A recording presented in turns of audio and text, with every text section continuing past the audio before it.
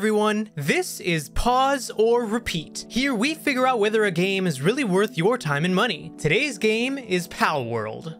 Palworld is an indie game by Pocket Pair Incorporated that recently got a lot of attention. With all eyes on the game, controversy was, and still is, hot. This is because the game resembles certain other games that we already know. But setting controversy aside, is the game any good? Let's first go over the gameplay and find out. The gameplay of Palworld falls into the genre of survival, the likes of which Minecraft and several other titles have already pioneered to the mainstream. The game is clearly taking inspiration from many different games, Pokémon, Minecraft, The Legend of Zelda to name some. Where Palworld differs, however, is it combines survival mechanics with base building, while also giving you the option to capture pals that will either fight by your side or work at your base. The pals are really the standout feature of the game, as the name would suggest. They'll have different types such as ground, water, fire, and more, just like Pokemon. While the designs take inspiration from Pokemon, using them for building out your base is something that Pokemon hasn't done. Later in the game, your base becomes mostly automated with the pals you employ, leaving you free to go explore the world. Now the next question is there a story?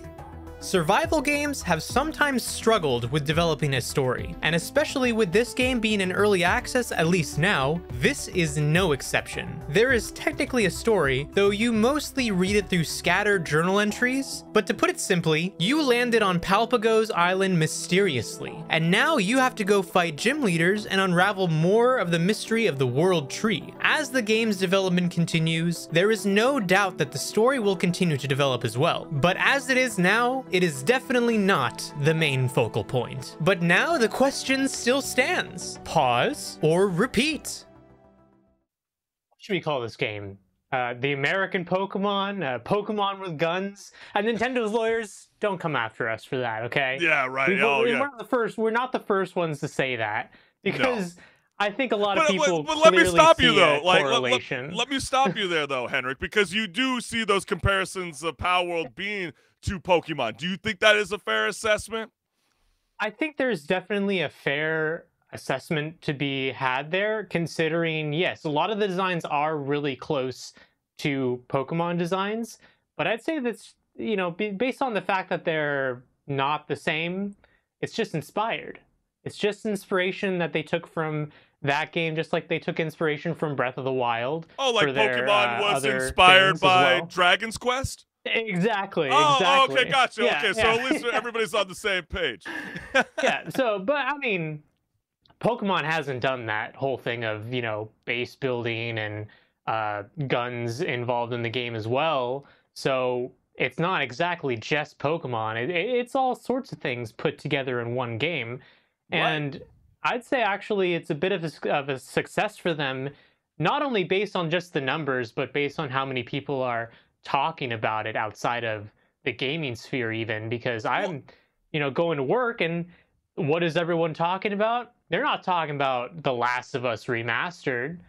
They're talking about Palworld. Yeah, I mean, people are talking about Palworld because it's, you know, they're looking at the latest installment of Pokemon on the Nintendo Switch and they're saying, this is the Pokemon game that we've always wanted. I mean, the fact that you can be rolling around with your pal, you can throw them out, and then you can literally retrieve them back in the open world. We don't even have that in any of the recent Pokemon games. But we do have another tree-punching game, which is kind of getting a little bit old. You know, it's kind of, you know, reutilizing generic ideas like adding gunplay and Pokemon-like creatures. But don't let that deteriorate you from having a fun time. It's a lot of fun. You get to capture pals. You get to force them into labor work. And if they defy your orders, what better way than to cook him and eat your creatures? I mean, how creative is that? But I do got to kind of tease Henrik, because Henrik was like, right away when Palworld came out, he jumped on the early access and he went live on his stream. And you know what I noticed from your stream, Henrik? What's that, huh? What are you going to say, huh? No, you played it extremely safe. I was quite surprised. Oh, okay. You had numerous opportunities to kind of, you know, a little bit on that pal, but you decided to, how do I put this? The analogy of you playing Palworld is like stopping at every red light in GTA. Why didn't you use the capabilities to take out your pals? Hey, you know what? I'm sorry that I don't want to butcher one of my pals that's actually doing a good job. Maybe I'm a good employer and I want to take care of my Oh. employees, you know? Oh, so you would view them as employees. Oh, I thought they were your quote unquote pals, but okay, I mean, they employees. are, but yeah. Ah. But I mean, there's a lot of really cool things. I think one of the best elements is the ability to ride your pals after you Oh, yeah. capture them, especially the flying. Yeah, no, it completely opens up the game for you once you get some saddles to ride ground mounts and flying mounts, especially when you get your first flying. Man, like you start to go exploring just because you can. Yeah, I mean, I think the environmental setting within Palworld is really cool. You can see everything from bamboo forests to the murky swamps, and the fact that this is just an early access brings a lot of promise to this game. But you brought up something I don't think a lot of gamers are really kind of talking about because Hmm. you do have this incredible knowledge in the tech space of all things gaming, PCs, and so much more. And really break that down because I think it's really important for even potentially the developers to hear this and for them to address that wrong. Well, I mean, my friends and I, we wanted to play the game together because it was advertised as a game you can play together, but we didn't want to play with random people on a public server. So we had this idea. Okay, let's make a dedicated server that we can just log in whenever, and that's it. And I do have a home server. I have some equipment for that, which already has some stuff set up on it, like a Minecraft server. So I'm like, okay, let's try this. Lo and behold, I find out that the requirements for a dedicated server are minimum 16 gigabytes of RAM, but they recommend more than 32 gigabytes of RAM just to have stability on the server, which means that this game is taking up a lot of resources just to run Lot. a server on. So fast forward a couple hours after me trying to troubleshoot a couple things, I'm not able to put it together because it's not documented properly, and I'm getting some error codes. Not because of a hardware requirement. This is just a software thing at this point. And I'm like, you know what? I don't think it's going to happen. We'll put this aside for later when it's more documented. So then one of my friends says, okay, you know what?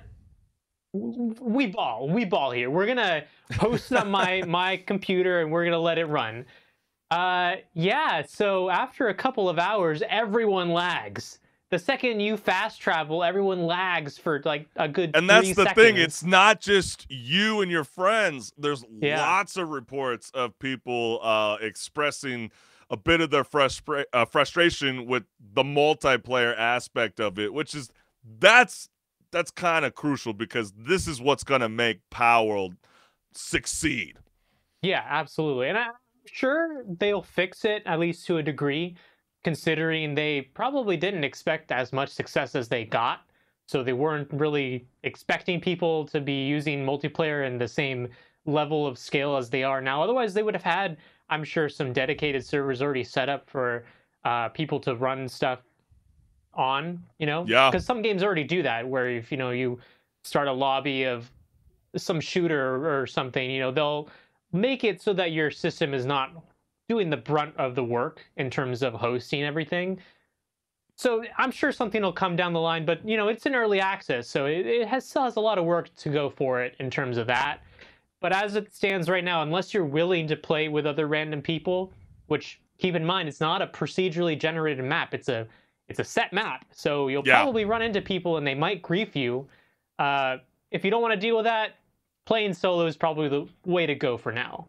Yeah, exactly. And I think that's a very excellent point that you've risen. But for an early access, I'm going to say it's a repeat. A lot of people are going to be playing this all year long. And, we'll see whether it can potentially shock the world towards the end of the year and even potentially even be considered even in the game of the year category. There's still a whole lot that's going to be coming in the year of the Mamba. That is the year 2024. So we will see. But, if it did get nominated, that would be quite the milestone, especially considering that it is an early access game. So very, very cool. But we need to hear from you, Henrik the Wreck. How you vibing with this so far? Are you into your tree punching games? You know, I do like myself some good Minecraft. That's why I have a Minecraft server set up. And I will have to say, this game is a repeat for me as well. My friends are still real hooked on it. I'm hopping on every now and then to play with them when I can. And I think that we're going to continue to play it for a while. You know, we might not keep the multiplayer server we have up for forever, but you know, even in the solo play, I'll continue to hop in every now and then, especially if they continue development and they actually put out some good updates. I'm going to keep hopping on when they have those updates dropping to see what happened and what changed. Well, you know, with the kind of revenue that they pulled in beyond their expectations, it's almost like another Baldur's Gate 3 story. Trust me, that studio Pocket Pair is going to have a lot of fun, develop a lot more things than they probably even in their wildest dreams were even imagining, and that is really cool. And so kudos to them, much success, and I'm looking forward to it.